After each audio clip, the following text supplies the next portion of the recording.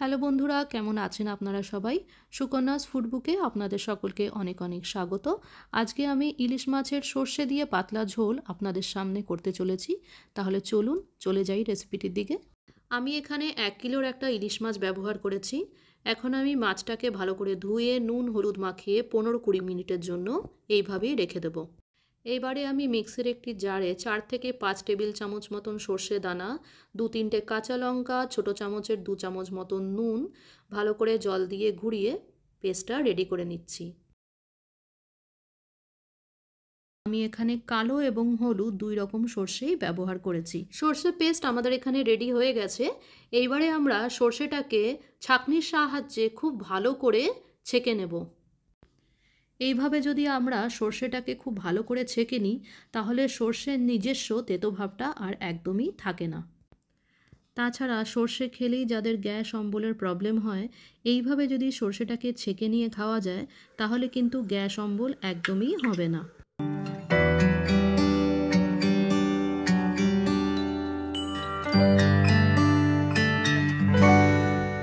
এবারে আমি কড়াইয়ে 2-3 টেবিল চামচের মতন সর্ষের তেল দিয়ে দিলাম।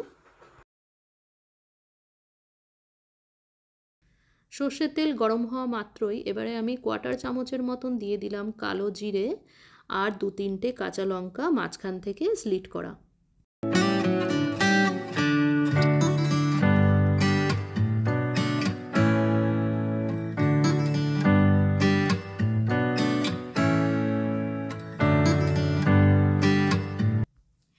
এবারে আমি তেলের মধ্যে দিয়ে দিচ্ছি ছোটো চামচের 1/2 চামচের মতন হলুদ গুঁড়ো আর 1/2 চামচের মতন লঙ্কা গুঁড়ো।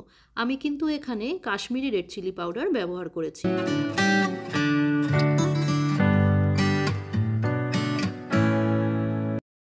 হলুদ আর লঙ্কা গুঁড়ো দেওয়া মাত্রই যাতে মশলাটা পুড়ে না যায় তাই আমি এখানে সঙ্গে সঙ্গে দিয়ে দিচ্ছি গরম জল। তবে এই স্টেপটা করার সময় সাবধানতা অবলম্বন করা কিন্তু খুবই জরুরি। আমি যেহেতু এখানে সর্ষের পাতলা ঝোল তৈরি করছি তাই আমি এখানে অনেকটা পরিমাণেই জল ব্যবহার করছি। আপনারা আপনাদের গ্রেভির কনসিস্টেন্সি অনুযায়ী জল কম বেশি দিতে পারেন। ঝোলটা খুব ভালো মতো ফুটে গেছে। এইবারে আমি মাছের এক একটা পিস ঝোলের মধ্যে সুন্দর করে সাজিয়ে দিয়ে দিচ্ছি।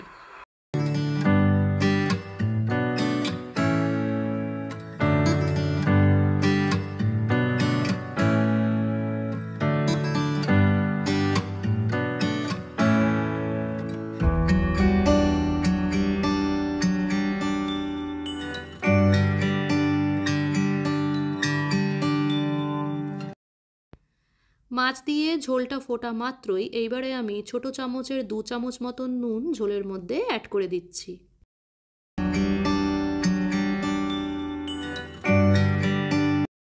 এইবারে একটা ঢাকনা চাপা দিয়ে 15-20 মিনিটের জন্য সিম আঁচে আমি রেখে দিচ্ছি।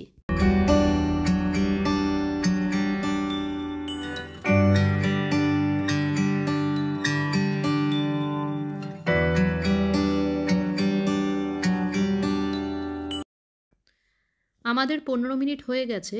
এইবারে আমি ঢাকনাটা খুলে সর্ষে বাটাটা ঝোলের মধ্যে মিশিয়ে দিচ্ছি।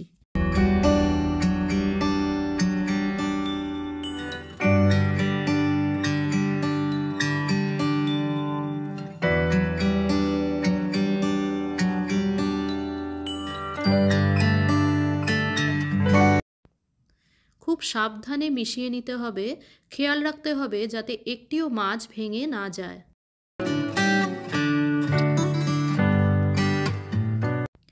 আপনারা দেখতেই পাচ্ছেন একটু একটু করে ঝোলটা ফুটতে শুরু করে দিয়েছে। ঠিক এই মুহূর্তে আমি ঢাকনা চাপা দিয়ে মিনিট 5-10 জন্য সিম আঁচে কড়াইটা বসিয়ে রেখে দেব। আমাদের সর্ষে পাতলা ঝোল 10 মিনিট মতন খুব ভালো করে ফুটে গেছে। এইবারে আমি একটি সার্ভিং প্লেটে মাছগুলো সব সার্ভ করে নেব।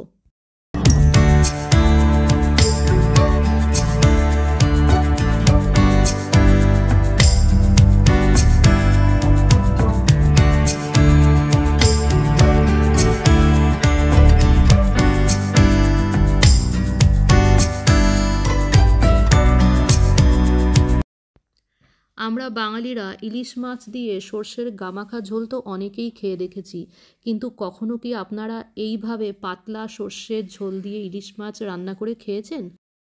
তাহলে আর দেরি না করে এইভাবে বানিয়েই দেখুন না। তারপরে কমেন্ট বক্সে আমাকে লিখে জানান যে রেসিপিটি খেতে ঠিক কেমন লাগলো আপনাদের। আমি আপনাদের কমেন্ট পেতে খুবই আগ্রহী। তাহলে আজ এই পর্যন্তই। আমি খুব শিগগিরই আপনাদের সামনে আরও একটি রেসিপি নিয়ে চলে আসব। ততদিন অবধি আপনারা সবাই ভালো থাকুন, সুস্থ থাকুন।